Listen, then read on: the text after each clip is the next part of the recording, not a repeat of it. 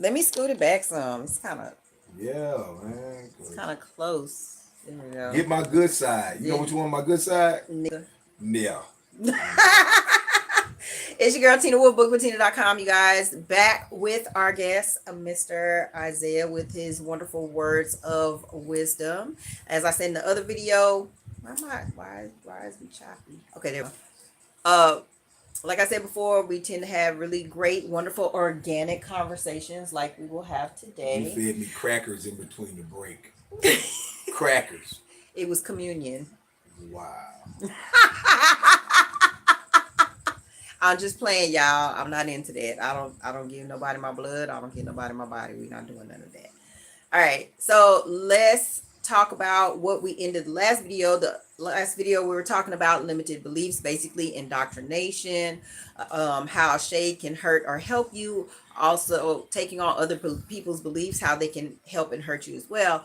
The way Mr. Isaiah ended the conversation was the word that stood out to me was trust. So we're going to talk a little bit about trust. For those of you that are familiar with me, y'all know how I feel about trust. I just, he trusted me to take his necklace off, that I made this wonderful piece, y'all. See, I made this with lots Didn't of see love. it, so didn't trust you. And I put it on because it looks good on me. Like, it's got some of his cocky juju in here. So I might be a little cocky on this video. We're going to go, let me rub some of that Jesus robe energy real quick off of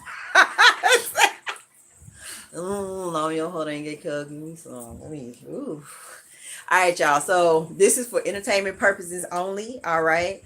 During the session, I may understand, you may not. You may understand, I may not. We all may understand during the session, or we all may not understand during the session. I'm going to ask that you respect our perspective, and we will also respect your perspective as well. If the information that you're receiving is different from the information we're providing, it's quite all right. Please share the message because it may be for us or someone else. Please do not use these sessions as a form of therapy or advice. You've been blessed with the gift of discernment, so take the information you need, throw the rest away.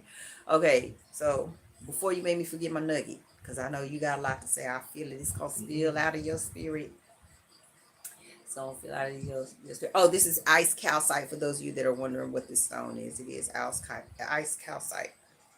All right. Um, let's talk about the definition of trust, or Tina's definition of trust. Y'all know I like to make my own definitions, right? The trust is the ability to discern, period, right? The ability to discern what's right for you, sometimes what's right for others. I think he's more of the, I know what's right for others.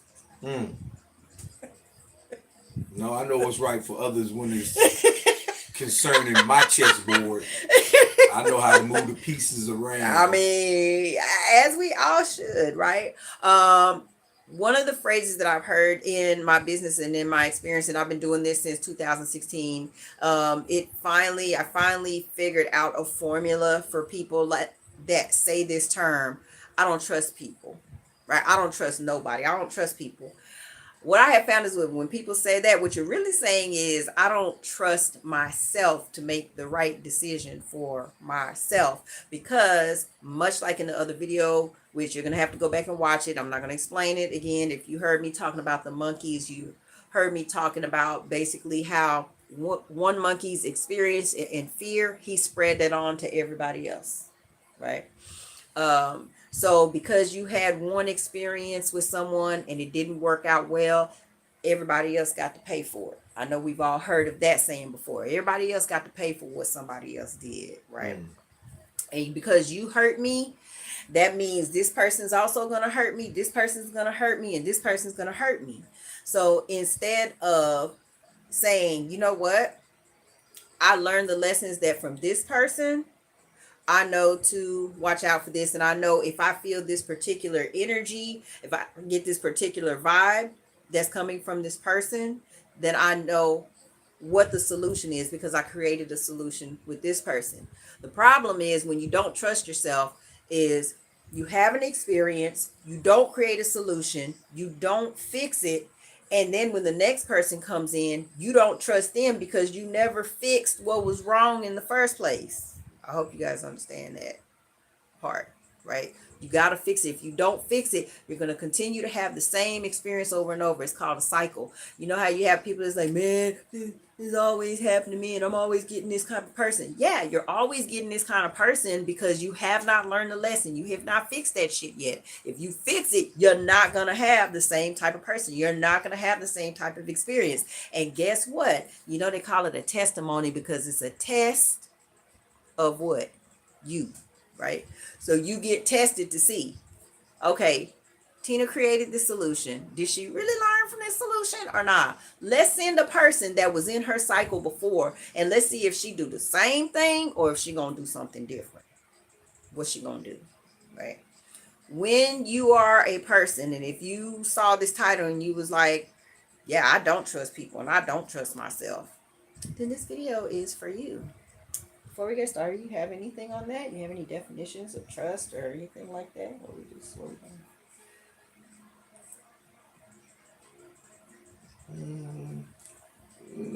Not really far as like a definition, you know. So no, not really.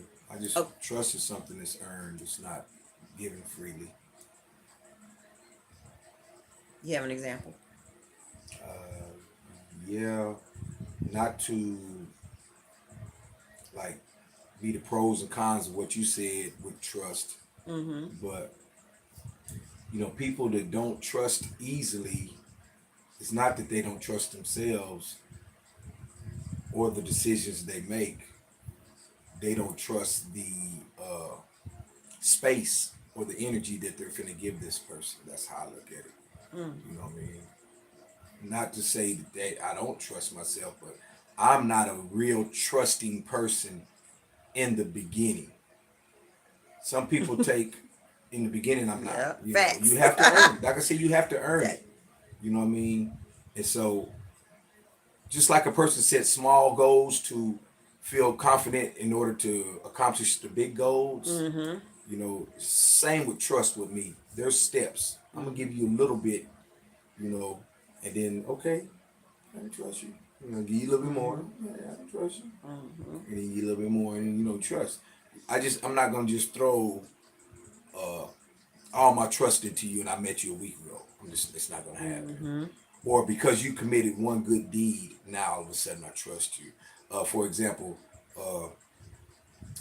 you're stranded on the side of the road. I stop and change your tire, and you tell people, "Oh, I met this wonderful guy." I could be a murderer. I just helped you change your tire, you know.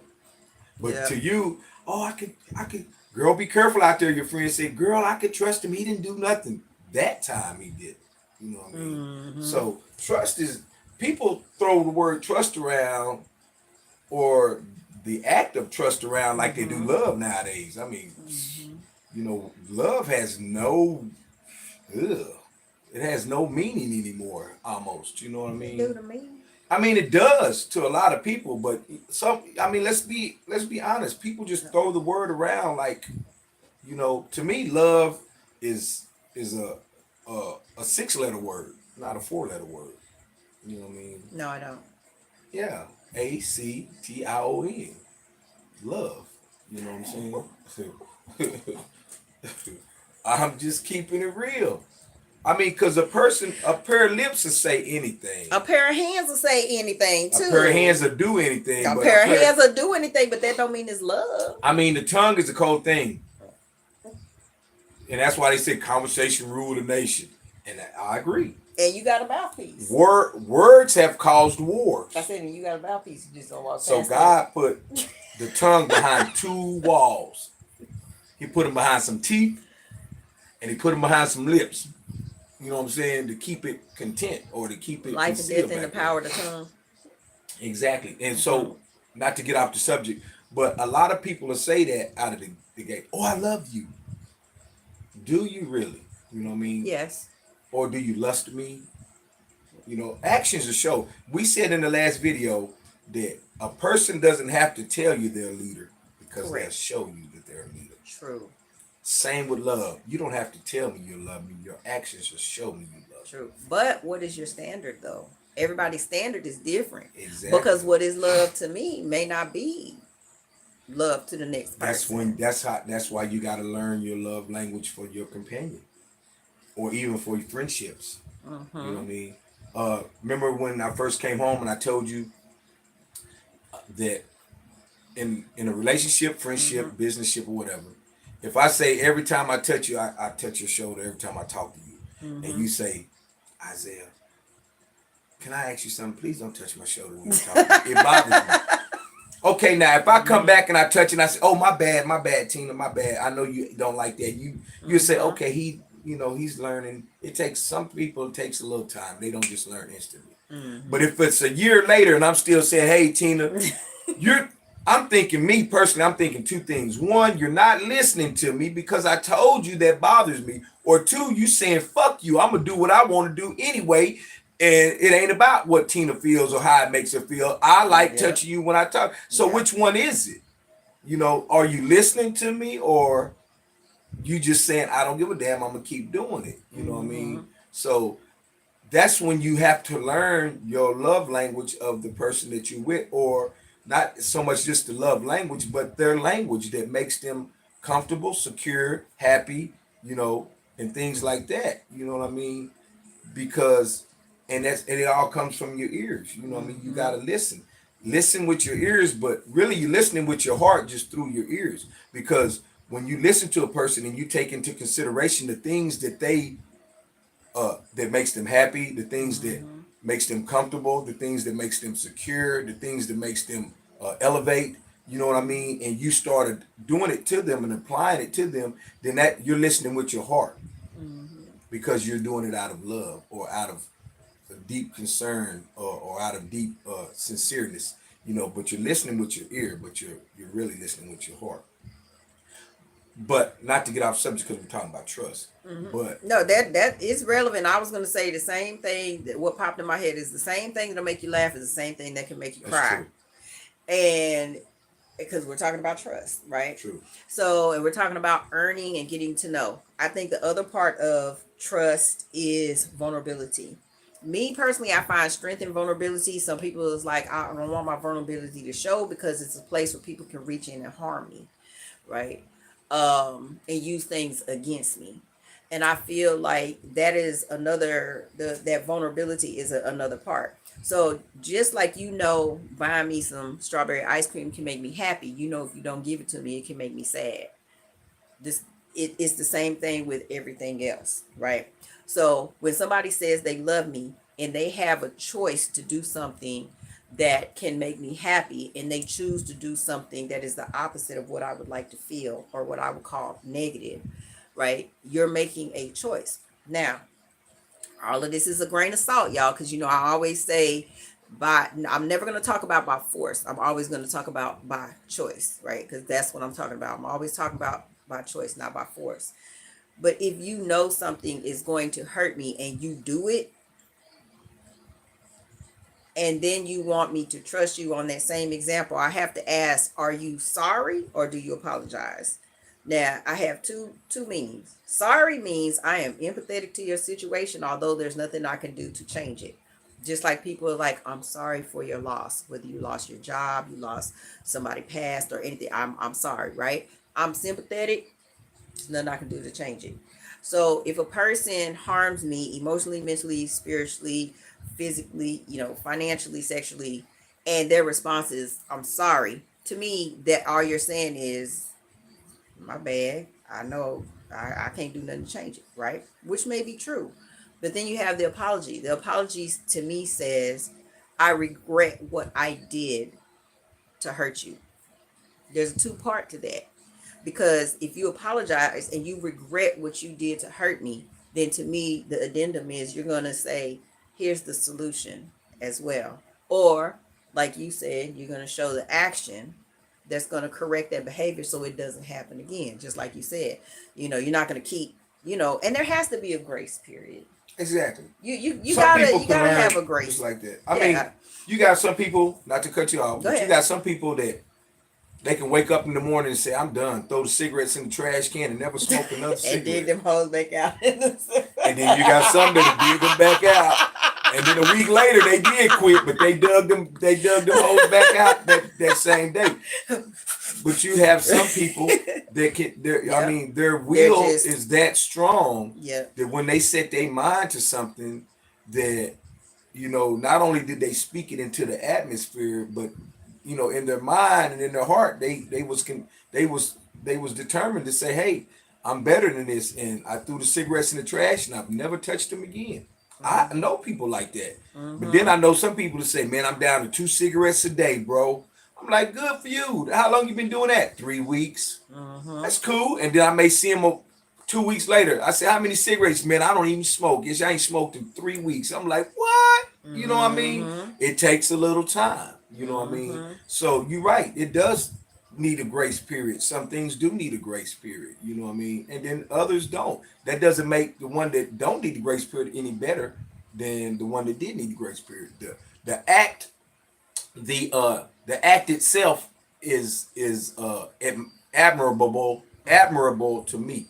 You know what I Mm-hmm. mean? For a person to say, if me and you, if you and somebody else was to say, we're quitting this, and you quit today, and I see you next week, and I say, have you? You like, nope. I'm like, okay. I Mm-hmm. said, what about you? Just once a day? Okay, Mm-hmm. okay. Yeah, y'all both got my admiration because you sticking with it. You're a little Mm-hmm. stronger than her. It don't make you better. You just a little stronger than her. Mm-hmm. And by you being around her and not doing whatever it is that y'all doing, it's helping her. You know what I mean? Mm-hmm. So yeah, a grace period. Not to get off subject, but yeah, grace period is it's a given. Mm-hmm. It's a given. You know what I mean? Except for some situations. You know what I mean? I can't be Yeah, I I can't get caught mean, cheating on my woman and then say, well, baby, I need 2 or 3 weeks, keep cheating before I can get it out of my system. You better that would be the sorry. I'm sorry, but I'm I gonna mean, continue to do I it. seen a video one time that said, she said, you a cheater. He said, I cheated one time. She said, you still a cheater. He said, so if I cut your hair at my barber, she said, no. He said, get it? He cut his hair. He cut her hair one time, but he ain't a barber. But he cheated one time. He's a cheater. You dig what I'm saying? Come on, Yeah. man. So anyway, in certain situations, no, there is no grace period. Right. For example, and I hate to do this, but it's life. And I'm the type of person, you can ask Tina, I'm gonna tell you what's on my mind. It's gonna come Oh out my God. mouth. It may not be what they call that sweet, what you call me vinegar or whatever. Uh-huh. It may be vinegar, but it's gonna come out. Take for instance domestic Blunt, violence. raw. For me to put my hands on my female Mm-hmm. and then say, well, baby, you have to give me a little time to get over this. No, nigga, you better not touch me again. Mm-hmm. You know what I'm saying? Because you shouldn't have touched me the first time. Right. You know what I mean? So in some situations, grace period is not accepted, but in most they are. Mm-hmm. You know what I mean?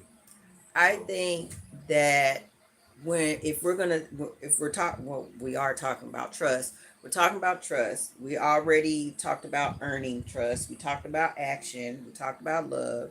We talked about um, vulnerability. What's the other key component of trust I was getting ready to say? Give me a nugget. It might come back. It worked last time.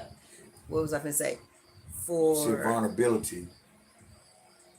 I find strength and vulnerability absolutely. But it's different for everybody. You can't use something against me that I've already know about myself, right?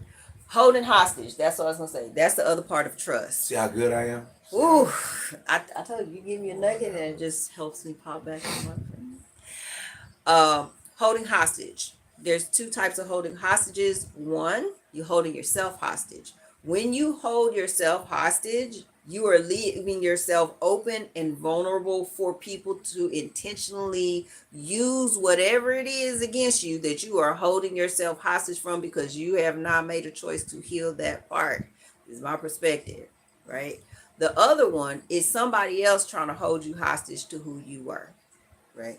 Um, Back in the day, um, let me see, let me use a clean. I don't want to use it. Back in the day, I did drugs, right? And I overdosed. The people that knew me back then, on this particular journey, I had to separate myself. So when people see me years later, they just knew me when I was on drugs. They didn't know I overdosed. They didn't know I went to therapy. They didn't know that I cleaned up, right? And they seen me. And eat to me, I look different from when I was on drugs and when I'm sober. That's to me two different looks. But when they saw me, they was like, "Yeah, I remember when you was doing drugs." And I was like, "Yeah." I said, "Absolutely, I did do drugs." And they were like, "Man, what you doing now?" I'm living life. You know, you still do drugs? You still, look. I said, "No, I don't do drugs." Man, come on, because you was on the heavy back then. That was like 9 years ago. This is the conversation then, because that was in 2005. It's like 9 years ago. You don't even know me anymore. Back then I used to get mad and I don't do drugs no more. I don't eat. And I used to get upset with people. But now when people say that, it doesn't bother me because I realize it was a part of my journey. The people that I've met now that are on drugs or were on drugs, they had an overdose, they had a challenge to get off. Coming off of drugs, your mind is my mind will never shut back the way it was before. And if you've ever done drugs, you know this. But my mind will never shut back the way it was before I did drugs, right? But I don't regret it. A lot of people ask, do you regret that you did those drugs, that you had that experience? And I said no, because what that did is, and a lot of people say, Tina, you always taking something negative and making it into something positive. Absolutely. Because I did do drugs and because I did overdose and I went through that experience, the people that God has brought into my life to help, I have something in common. Now, Mr. Isaiah brought this up before. It's not that a person that has never done drugs can't help. I'm not saying that. But a person that has done drugs, even if it's not the same one, and you've overdosed, you can relate because it's a state of mind that you're in, right? Like, I feel like, and I've spoken about this before, don't kill me, I'm gonna say this.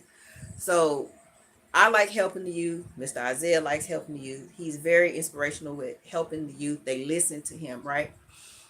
But if I was to speak to certain youth that were from his community, they probably like, "Oh yeah, she real cute," but they're gonna listen to him. You know what I'm saying? Because he has the experience. He's gone through that. They're gonna listen to him over me. Not saying they won't listen to me at all, but they're gonna take it with a grain of salt because they feel like I have not gone through that experience, even though I'm giving really great information. Right? You agree? True. Okay. So I feel like Information. go not to ahead. cut you off. Go ahead. Information and experience are two different levels of education, or two different levels of teaching. Mm-hmm. Uh, Preach. Go ahead. I feel. Say you feel me. I feel you. Go. Go with it. Whatever. A person, a counselor that has studied alcoholism and drugism and everything, far as the tech part of it, the books and things like that. Don't get me wrong, you can learn from them. But a person that has been through it and you know they've been through it because the things they saying you've done too, you tend to want to listen to them more because you be like, yeah, he been there. Yeah, I remember I used to be like that too. He keeping it real. He keeping it real. You tend to take a more admiration for them. You tend to, let's go back to the word trust. You tend to trust their educational part or their teaching part more so than the scholar or the bookworm part of it.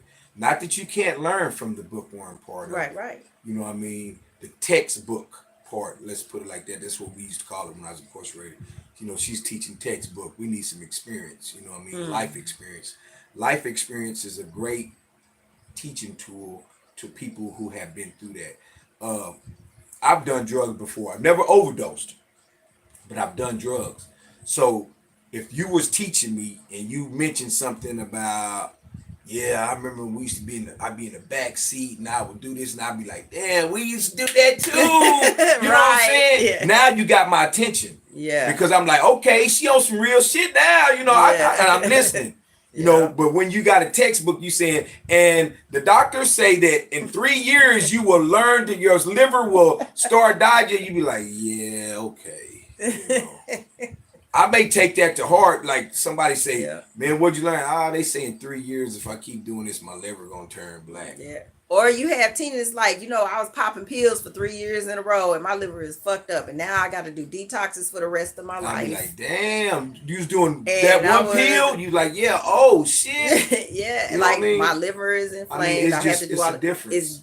It's different. Your testimonies are so important. Exactly. And that's what you had earlier. I was gonna say, but I didn't want to cut you off, is when you said that, you know, not so much holding yourself hostage, so you let people know you did drugs, and they like 9 years later, and you know, they like, you know, that's your testimony. Like you said, you know, that was your test. You know, God brought you through that, and He brought you through it with enough, not intelligence, but with enough integrity. And not integrity, but with, you know, some people don't, like you said, your brain will never be the same. The serotonin levels will never. So my you can serotonin still will never but He gave you enough common sense or enough sense to be able to say. Because some people didn't make it. Exactly. Because some people didn't make it. They either didn't make it physically, or their brain is so gone they don't even know who they are. You know, holding yourself hostage and allowing others to hold you hostage. The greatest gift you can give yourself is to release yourself from being held hostage. If somebody brings something up, turn that hostility and that experience into a healing by just what Isaiah said, Mr. Isaiah said, turning it into a testimony. If it's a testimony, they can't use anything against you. How many times have you been to a church or somebody on the street and they share their story with you?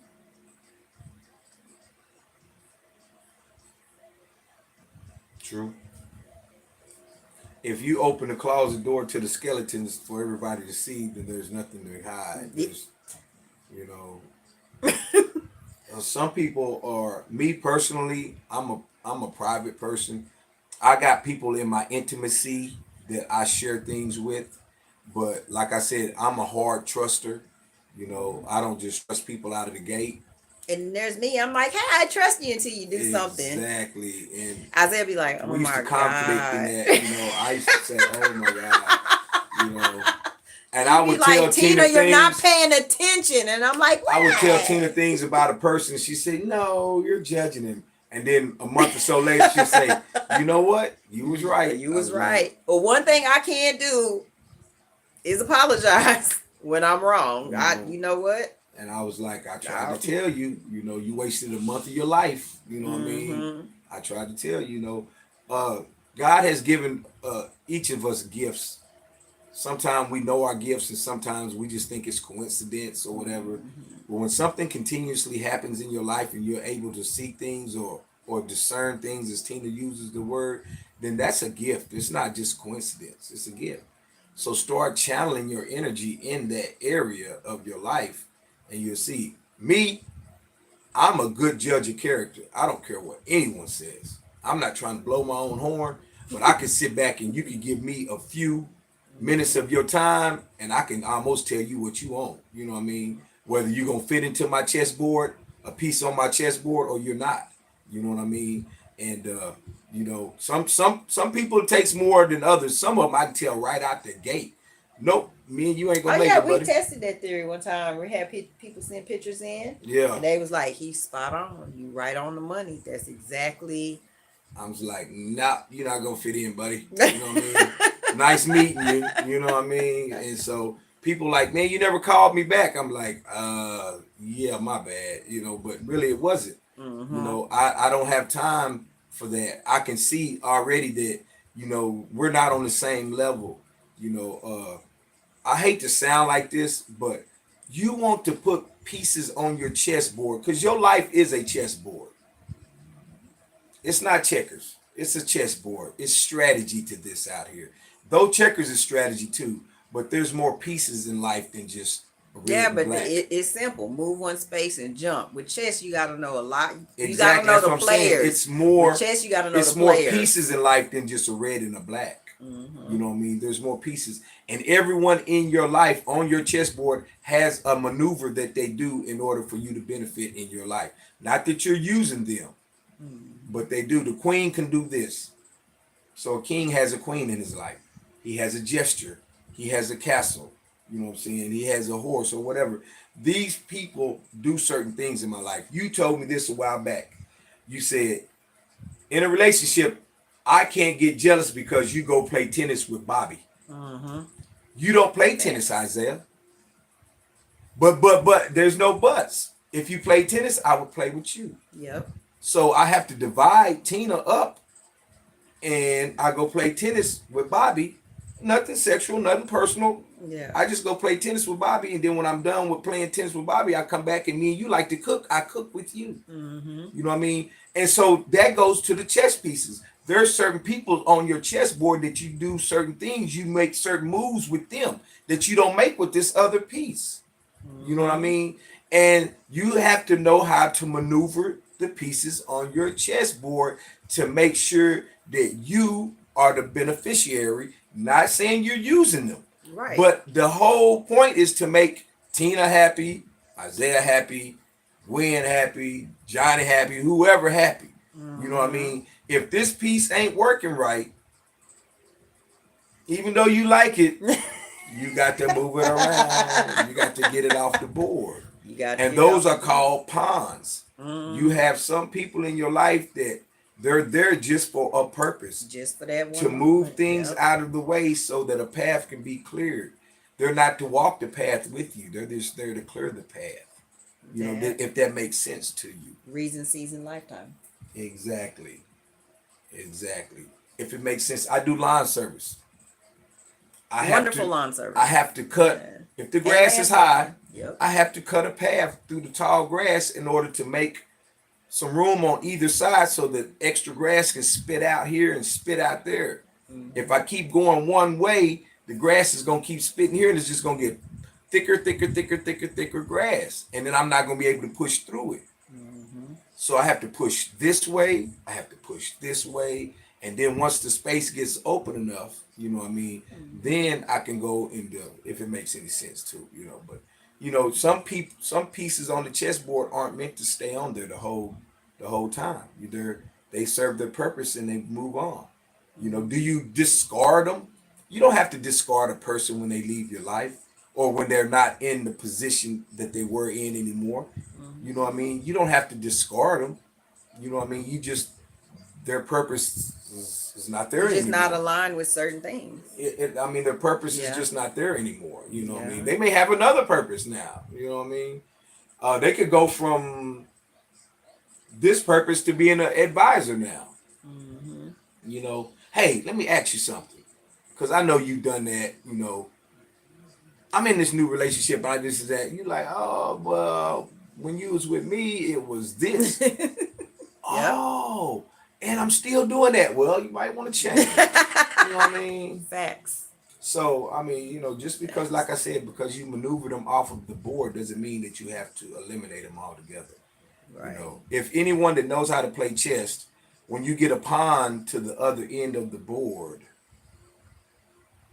do you know you can pick a piece, which most people, I think, is the queen. They put the queen back on the board or whatever, because she's the most agile on there. She can go, different places. But so that's what I mean. You don't want to discard people because you never know. They may come back into your life in a different, Capacity. yeah, exactly, a different capacity. I mean, I met Tina. She couldn't cook to save her Don't life. lie. I'm just using an example. Do not lie. And then here it Do is, not lie. 20 years later, we bump heads again. She got her own food truck out there. I'm like, who, Tina? They like, yeah, the one I used to date, yeah. She can't cook. She can cook We're not. now. We're not using that I'm example. just saying, We're not using that. That's a terrible example. whatever. We're not using that but, example. anyway, that's I mean, that's the Hmm. thing. So, and that let's use me as an example. I'm kind of a OCD dude, you know what I mean? So Years later, Tina bump into me. They say, Isaiah owns a junkyard. Isaiah? Junk around his house? It's probably organized, Joe. Yeah. I mean, he It's owns gonna a be- big one. His It's stuff gonna be everywhere. compartmentalized. Are you serious? Because the guy I knew, he threw junk away. He don't keep nothing. He's a minimalist. You know what I'm saying? My tongue got messed up. A minimalist. Yeah. You know what I mean? And We now had here it to is. have a conversation. I'll be like, what 15 happened? years later, he got a whole yard full of junk. You know what I mean? Yeah, people change. You know. People do change, But and there's anyway. nothing wrong with change. Back to trust. Trust is, like I was saying on my end, trust is something that is earned. You know, and when a person earns my trust, me, and I'm not alone, but me, I can speak for, you have a loyal friend. Because I come from the old school, I'm cut from the old cloth, and loyalty tops everything. You know what I mean? And trust is part of loyalty. I have to be able to trust you. You know what I mean? My past lifestyle, I had to be able to trust you. And it just, a lot of my old habits carried into this new me, which is still, I need to be able to trust. You know what I mean? Trust has levels to it too. Trust can be to keep a secret, or trust can be to have my back. I trust you to have my back when I need you. You know what I mean? Trust can be like concerning protection. I trust him. He ain't gonna let nothing happen to me. Or trust can be your friends say, "Did you tell him that? Girl, I trust him. He keeps a secret." You know what I mean? Or whatever. Or I trust you to be who you are. I trust I know you to one thing, take when my you show best up, you're interest gonna be into this. your Yeah. interest. You know what I mean? And know that with you, I'm secured spiritually, emotionally, mentally, physically. You know what I mean? Financially. Yeah. You know what I mean? I trust you. Here's $10,000. Hold it for me. You know what I mean? Yeah. Tina, why ain't you answered your phone in the last 2 weeks? Where my $10,000 at? You know what I'm saying? Take your little funky $10,000. Why is funky? Why is it funky when I gave it to you, but it funky when I want it back? Yeah. Well, you guys, I thank Mr. Isaiah for coming and blessing us with his wisdom. Hopefully, he will come back and do some more. You gonna do some more? See how surrender trust me. willingly he did that. He Can't just trust said me. yes. He said, yeah, we never know what's gonna come out of that mouth, but it's all good Don't though. believe it. Y'all don't know what's gonna come out of my mouth either, but that's just what it is. But I do thank you for your wisdom, your advice, your testimonies, your stories, and everything that you share. You are definitely an inspiration in your community, appreciate and it. definitely have wonderful leadership, and you inspire others around And you. testimony. You have the definite Forrest Gump effect for sure. Oh, wow. So I appreciate that. So I love you guys. Y'all have an awesome and amazing day. Hopefully this trust video helps you guys out. If you enjoyed Mr. Isaiah, please, he's not really on this social media, but you let me know and I'll get the message to him. All right. As always, make sure that y'all compliment at least 10 people a day, because you never know whose life you can change. You never know whose vibration you can raise up, and you never know what door of opportunity you can open up by simply paying a compliment. Be great, be wonderful, be your authentic self. Learn to trust yourself so you can make the right decision on bringing the right people into your life. I love you guys. Heart emojis. Mr. Isaiah is not giving y'all no heart emojis. Don't do the heart emoji.